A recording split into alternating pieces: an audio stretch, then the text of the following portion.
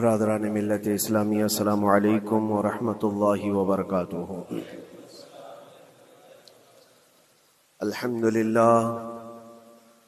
للہ الحنان المنان الذي خلق الانسان وعلمه البيان، والصلاة والسلام على رسوله سيد الانس والجان وعلى آله واصحابه ذوي الخير والاحسان، اما بعد، فأعوذ بالله من الشيطان الرجيم، بسم الله الرحمن الرحيم۔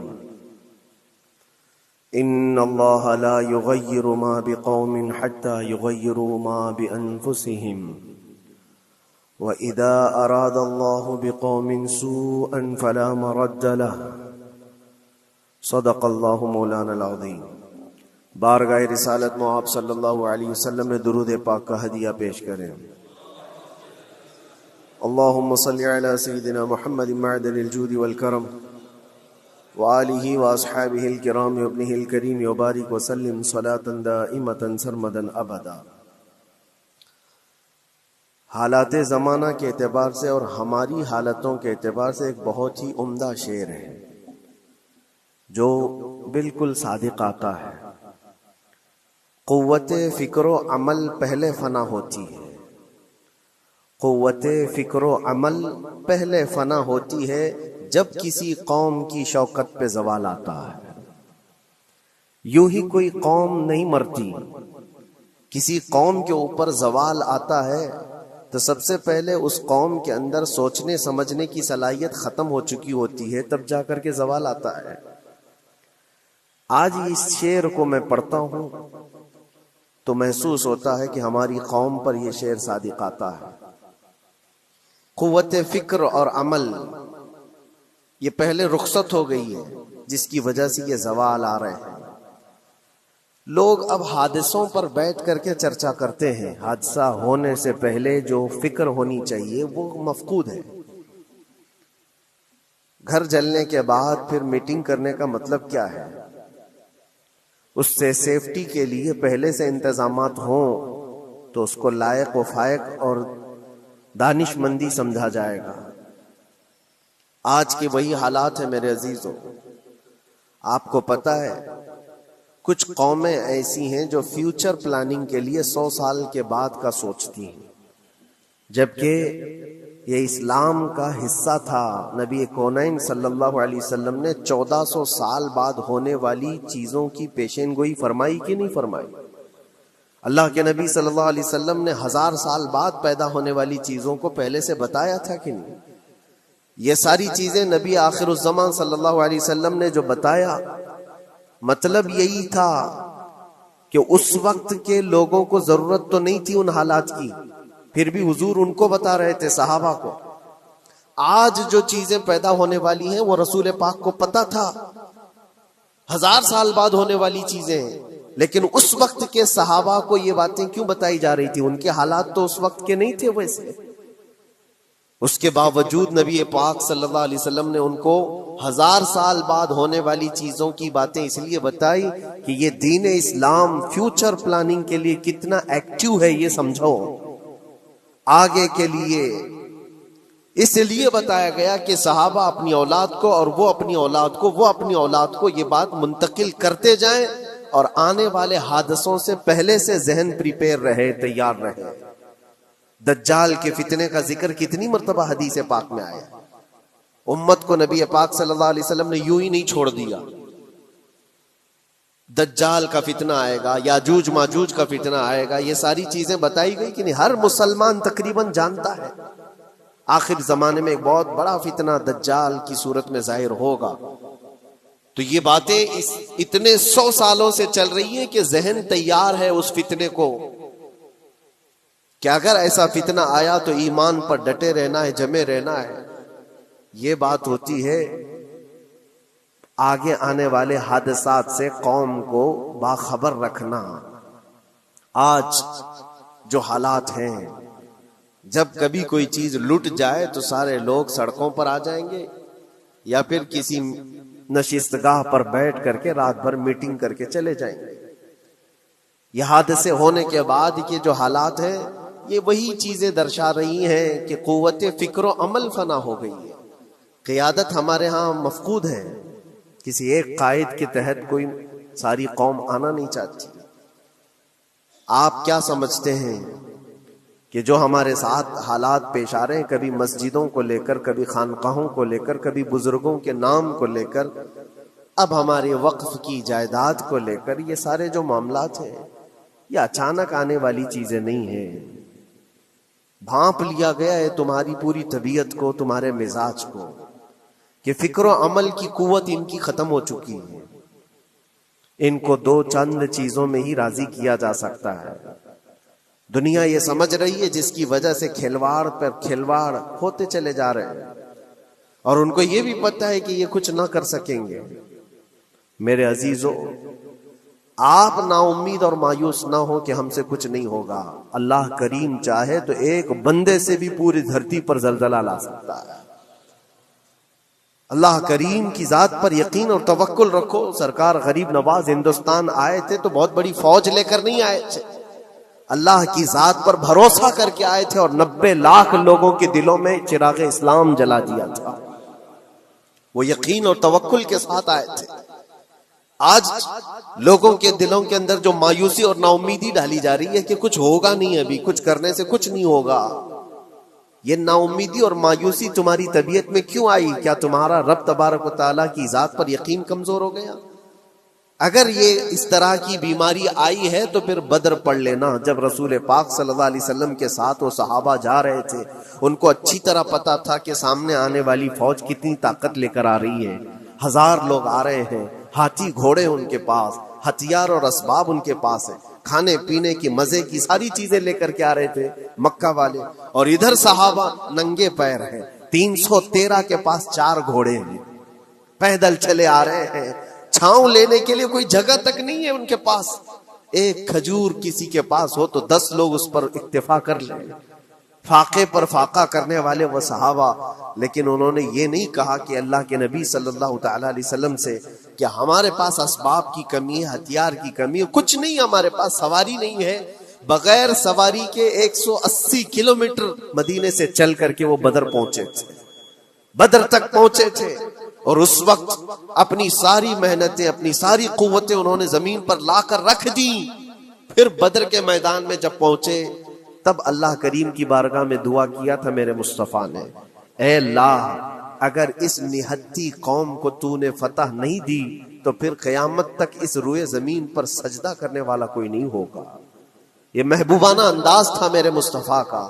وہ دعا مدینے میں بیٹھ کر کے بھی تو کر سکتے تھے.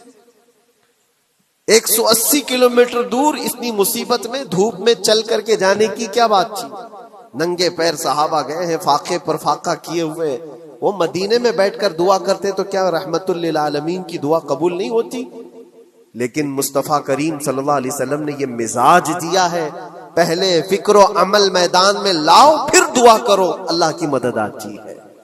یہاں ہم بیٹھ کر کے یہیں سے دعا کرتے ہیں، کچھ کرنا نہیں ہے، بدلنا نہیں ہے، اور فکر و عمل کو لانا نہیں ہے.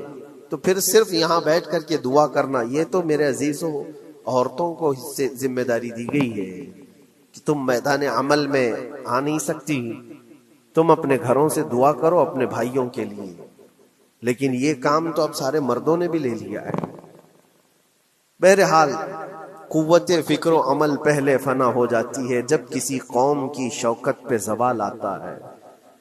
آج یہ جو سارے معاملات ہم دیکھ رہے ہیں، اس کی ایک خاص وجہ میں آپ کو بتانا چاہتا ہوں. آج سے تقریباً 8-9 سال پہلے میرا ایک بیان بھی ریکارڈ موجود ہے، کافی دنوں تک وہ چلتا رہا.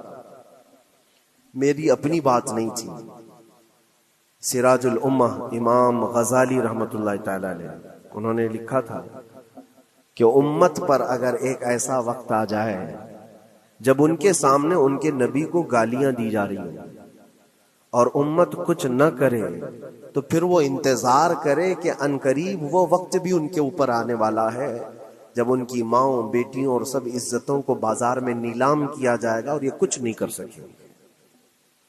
وہ دن آ جائیں گے. بیسک وجہ وہاں سے شروع ہوئی کہ لوگ اپنے عیش و عشرت میں کچھ کمی نہ کر سکے، بارگاہ مصطفیٰ صلی اللہ علیہ وسلم کی گستاخیاں کھلے عام ہوتی رہیں، اور اس پر ہم لوگ جس طرح کے حالات دیکھتے رہے۔ بہت سارے لوگ تو مجھ کو یہ کہتے تھے، مجھ سے یہ کہتے تھے، کیا ضرورت ہے آپ کو بولنے کی، حالات دیکھ نہیں رہے آپ؟ ظالمو، تم کو اگر کوئی چھوٹی سی ماں کی گالی دے دے تو تم بپھر جاتے ہو اور اس کے اوپر آسمان توڑنے کی بات کرتے ہو، اور ہم اپنے نبی پاک صلی اللہ علیہ وسلم سے کروڑوں ماؤں سے زیادہ محبت کرتے ہیں۔ اس رسول پاک صلی اللہ تعالی علیہ وسلم پر کوئی بھونکتا رہے اور اس کا جواب نہ دو، تم یہ کہتے ہو مصلحت ہے، حالات ایسے ہیں، تو پھر اپنا یہ لباس بدل لینا چاہیے، اپنا نام بدل دینا چاہیے۔ پھر اس دائرہ اسلام میں رہ کر کے مطلب کیا ہے؟ اسی لیے اقبال نے 100 سال پہلے ایک مزاج دیا تھا، ایمان ہے کیا چیز، اسلام ہے کیا چیز؟ تم کیا سمجھتے ہو داڑھی ٹوپی اور جبے کبے کا نام اسلام ہے؟ اسلام کیا ہے؟ اقبال نے کہا تھا کہ بارگاہ مصطفیٰ صلی اللہ تعالی علیہ وسلم کے قدموں تک اپنے آپ کو پہنچا دو، یہی دین ہے، یہی دین ہے۔ گر بہ نہ رسیدی تمام ابو لہبیست، اور اگر تم وہاں تک نہیں پہنچ سکے تو زندگی ابو لہب کی طرح۔ دین یہ ہے، آبرو ماں زنام مصطفیٰ است، ہم سب کی عزت و آبرو حضور کے نام سے جڑی ہوئی، ان کے نام سے جڑی ہوئی ہے ہماری عزت و آبرو، اور تم اس نام کی حفاظت نہیں کر سکو گے تو آگے یہ سب چیزیں آنے والی ہیں جو آ رہی ہیں۔ آج لوگ آج واویلا مچا رہے ہیں۔ یہ بات یاد رکھنا، شیطان کبھی فجر کی نماز کے لیے اٹھا نہیں سکتا، اور اگر اٹھا رہا ہے تو پھر اس کا کوئی مقصد ہے۔ شیطان اور نماز، آج سختہ ان کے پاس ہے، طاقت ان کے پاس ہے، حکومت ان کے پاس ہے، ڈپارٹمنٹ ان کے پاس ہے، سب کچھ، جوڈیشری، ہر چیز ان کے پاس ہو، وہ کیا کر رہے ہیں اس سے مجھے مطلب نہیں۔ میں آپ سے یہ پوچھنا چاہتا ہوں، مجھے رہزنوں سے غرض نہیں، تیری رہبری کا سوال ہے۔ تم خیر امت ہو، رسول پاک کی امت میں ہو، تمہاری بھومکا جس کو کہا جاتا ہے، تمہاری یہاں پر زندگی کے معاملات یہ بہت زیادہ اہمیت کے حامل ہیں۔ تم کیسے بن سکتے ہو آج؟ اسی لیے قرآن پاک کی آیت میں نے شروع میں تلاوت کی۔ رب ذوالجلال فرماتا ہے، ان اللہ لا یغیر ما بقوم حتی یغیروا ما بانفسہم، بے شک اللہ تعالیٰ اس وقت تک کسی قوم کی حالت نہیں بدلتا جب تک وہ قوم خود اپنی حالت بدلنے کی کوشش نہیں کرتی۔ جب تک اپنی حالت بدلنا نہیں چاہتے اس وقت تک اللہ تبارک و تعالیٰ نہیں بدلے گا۔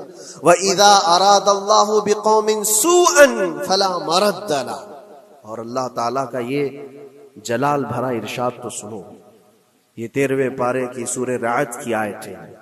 اللہ کریم فرماتا ہے، اور جب اللہ کسی قوم کے ساتھ سختی کا معاملہ کرنا چاہے، پکڑ کرنا چاہے، تو پھر کوئی طاقت اس کو ٹال نہیں سکے گی۔ رب تبارک و تعالیٰ جب کسی قوم پر عذاب لانا چاہے تو کوئی اس کو ٹال نہیں سکے گا۔ تو بدلو، اسی لیے اکثر یہ کہا جاتا، میں تو اپنی تقریروں میں جو چند مجھے چیزیں یاد رہتی ہیں وہ عرض کیے دیتا ہوں، باقی مجھے شعر و شاعری زیادہ یاد نہیں رہتی، لیکن جو دل پہ لگتی ہیں باتیں وہ ذہن میں محفوظ ہو جاتی ہیں۔ کسی شاعر نے کہا تھا، جگہ جگہ کے تھک چکے ہیں تمہیں یہ ہنگامے، نشاتے لذت خواب گراں بدل ڈالو۔ کیا مطلب ہے؟ روز ایک ایک ہنگامہ ہوتا ہے، تم کو جگا رہا ہے، اٹھ جا اے مسلمان، اٹھ جا۔ نشاتے لذت خواب گراں بدل ڈالو، لمبی نیند سونے کی جو عادت پڑی ہوئی ہے اس مزے کو بدل ڈالو۔ غلط روی سے منازل کا بعد بڑھتا ہے، مسافروں رویش کارواں بدل ڈالو۔ شاعر نے کہا ہے، ادھر ادھر کی لے میں چلتے رہو گے تو منزل لمبی ہو جائے گی۔ جس راستے پر تمہیں چلنا ہے اگر بار بار ادھر ادھر مڑتے رہو گے، غلط روی اس کو کہتے ہیں، غلط چلنے سے منازل کا بعد بڑھتا ہے، منزل لمبی ہو جاتی ہے، جہاں پہنچنا تھا وہاں پہنچ ہی نہیں پاؤ گے۔ اسی لیے شاعر کہتا ہے، مسافروں رویش کارواں بدل ڈالو، قافلے کے چلنے کا جو طریقہ ہے اس کو بدل لو تم۔ یہ پوری کی پوری بات ہم پر فٹ ہوتی ہے. چلنے کا انداز بدل ڈالو اے نوجوانوں. جہاں کسی کے گھر میں آگ لگی وہ دھواں اٹھ رہا ہو، اور اگر کوئی نوجوان اندر بیٹھ کر کے یہ کہتا ہو کہ یہ ساون کا موسم ہے یا پھر یہ ابر رحمت ہے، تو اس کی سوچ پر ہم کیا کہیں؟ جہاں آج پوری قوم قسم پرسی کے عالم میں ہو، امت محمدیہ کے یہ حالات آج دیکھ رہے ہیں، روزانہ دیکھ رہے ہیں. تم شیئر تو کرتے ہو، ہر جگہ شیئر کرتے ہو، اور سارے ریلز پر تم جو دیکھتے ہو ہنگامے روز، صرف ہندوستان کے نہیں پوری دنیا بھر کے فلسطین کے مظلوم بچوں کی لاشیں دیکھتے ہو اور شیئر کر کے آگے بڑھ جاتے ہو. ان کی چیخیں، ان کے داغ کے ملبے، ان کا ڈھیر، ان کے تباہ و برباد گھر، ایک ایک قبر میں 80 لوگوں کی لاشیں، یہ سب کیا تم نہیں دیکھتے؟ شیئر کر کے آگے بڑھ جاتے ہو. یہی تو ہنگامے ہیں جو تمہیں دھگا رہے ہیں. جگہ جگہ کے تھک چکے ہیں تمہیں یہ ہنگامے خود ہی تھک گئے. یہ اٹھتا نہیں ہے. ایک دور وہ تھا 100 سال پہلے کا، جب یہاں پر موجود انگریز اس قوم کو دیکھ کر یہ کہنے پر مجبور ہو گیا تھا، یہ فاقہ کش موت سے ڈرتا نہیں، ذرا بھوکیوں پر بھوکا رہتا ہے لیکن موت سے ڈرتا نہیں. روح محمدی اس کے بدن سے نکال دو. روح محمدی ان کے بدن میں تھی. انگریز تھر تھراتے تھے. اس قوم کا کوئی جواب ہی نہیں ہے. سب سے زیادہ اگر کسی چیز سے ڈرایا جا سکتا ہے تو موت سے، اور یہ قوم ایسی ہے کفن تو اپنے کندھے پر لے کر گھومتی ہے، جہاں موت آ جائے سو جائے. یہ فاقہ کش موت سے ڈرتا نہیں ذرا. روح محمدی اس کے بدن سے نکال دو. یہ کس کی بات تھی؟ یہ انگریزوں کی بات تھی. اور آج حالات بدل گئے ہیں. سارا کا سارا زمانہ تم پر آج بھوکے بھیڑیا کی طرح جھپٹ پڑا ہوا ہے.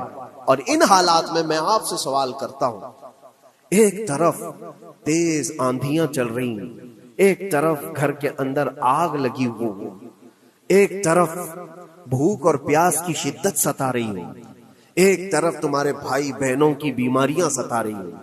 جب اتنے سارے معاملات ہو تو اے نوجوانوں بتاؤ تم کیا کرو گے؟ اس وقت رات بھر بیٹھ کر گیم کھیلو گے؟ کیا یہ گیم کھیلنے کا وقت ہے؟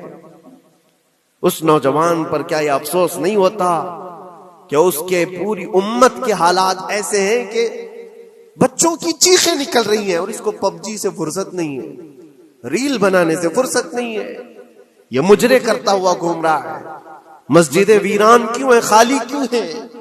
تم نے مسجدوں کو ویران رکھا تو مسجدیں تباہ ہونے شروع ہو گئیں، دوسروں کی نظر ہونے لگ گئیں اور اس پر لوگوں کی غلط نظریں پڑنے لگ گئیں. آ جاؤ اے مسلمانوں، میرے مصطفیٰ کریم صلی اللہ تعالی علیہ وسلم کی ہدایات پر ایک بات چیلنج کے ساتھ کہتا ہوں.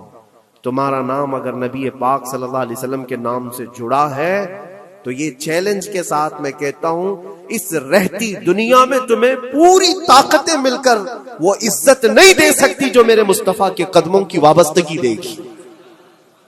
کوئی تمہیں عزت نہیں دے سکتا.